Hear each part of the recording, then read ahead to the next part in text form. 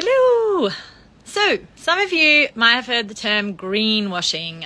It sort of turned up around the 80s when people started to care about environment, and big business realised that if they could put a little bit of PR marketing spin that made people feel like they were buying into something environmentally sustainable, that would be good for business. Unfortunately, I feel like the aftermath of greenwashing is that people who are sincerely sustainable, who sincerely care about these eco values, feel a bit dirty when I'm like, we need to make sure we're talking about the ways you improve environmental impact.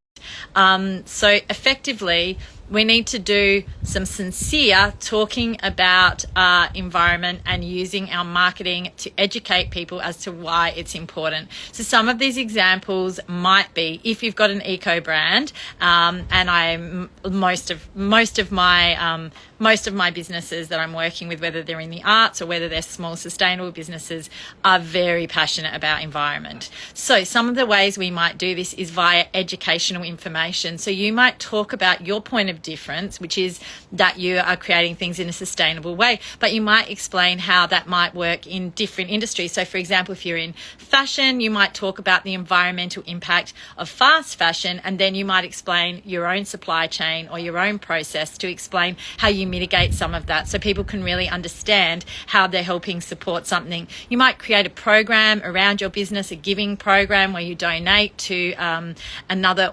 environmental organisation. You can talk about your own lifestyle and the way you walk your talk.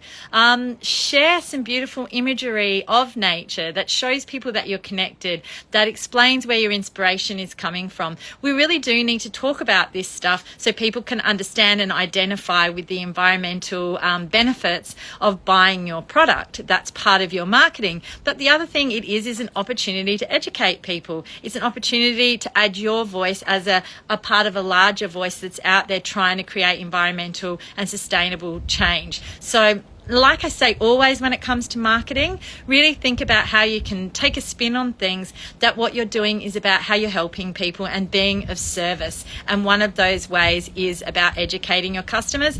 And don't forget, if you've got a discretionary spend item, which is pretty much everyone I'm working with, which means people are choosing to buy it, they don't have to have it, then your job is to help people feel really good about your product so they want to buy it. So we want to be really careful about leaving people on a positive, optimistic note rather than in their kind of fight flight, because you'll lose the people who aren't the fighters. So we want to make people feel good, feel hopeful, optimistic, and like you're providing them a solution so that they can become more sustainable in the choices they make on how to spend their money. So greenwashing has made environmentalism and talking about environmental impact a bit of a gross thing, but it's really important that we talk about it, because that's how we're going to change the world, and that's how your business is going to flourish.